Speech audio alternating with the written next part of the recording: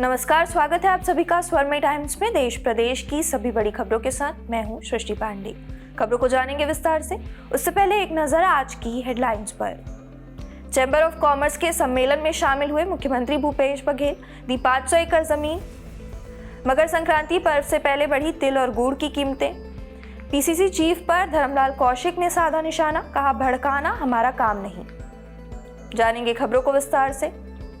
छत्तीसगढ़ के सीएम भूपेश बघेल आज राजधानी रायपुर के साइंस कॉलेज स्थित पंडित दीनदयाल ऑडिटोरियम में आयोजित Chhattisgarh chambers of commerce and industries के 63वें वार्षिक सम्मेलन में शामिल हुए और Chhattisgarh chamber of commerce and industries को रायपुर में 500 एकड़ जमीन देने की घोषणा की और कहा कि प्रदेश में व्यापार और उद्योग जगत के लिए विकास के द्वार खुले हुए हैं।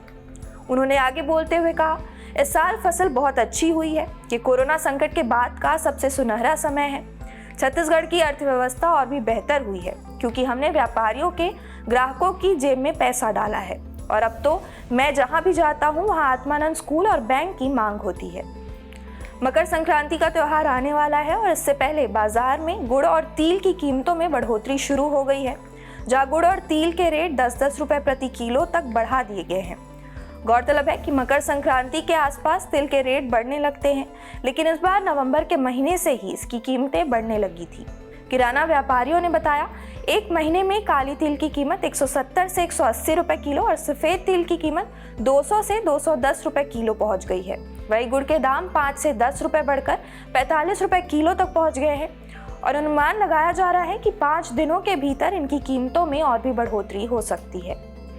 छत्तीसगढ़ में विधानसभा चुनाव को अब लगभग 1 साल से भी कम रह गया है, लेकिन विधानसभा चुनाव से पहले सियासत गरमाने लगी है। इसी बीच पूर्व नेता प्रतिपक्ष और भाजपा नेता धर्मलाल कौशिक ने कई अहम मुद्दों को लेकर प्रदेश की कांग्रेस सरकार और पार्टी पर निशाना साधा है। उन्होंने मीडिया से बात करते हुए राहुल गांधी की भारत जोड़ो यात्रा को लेकर कहा कि राहुल गांधी तो भारत जोड़ो अभियान चलाते रहे, लेकिन हमारे प्रधानमंत्री विश्व जोड़ने का काम कर रहे हैं। इसी के साथ उन्होंने पीसीसी चीफ के धर्मांतरण वाले बयान पर पलटवार करते हुए कहा, हमें लोगों को भड़काने और धमकाने की जरूरत नहीं है। और आखिर में उन्होंने संसद कमेटी के छत्तीसगढ़ दौरे को लेकर कहा कि किसी न किसी प्रतिनिधिमंडल का यहाँ पर दौरा होना चाहिए और यहाँ की चीजों को देखते रहना चाहिए।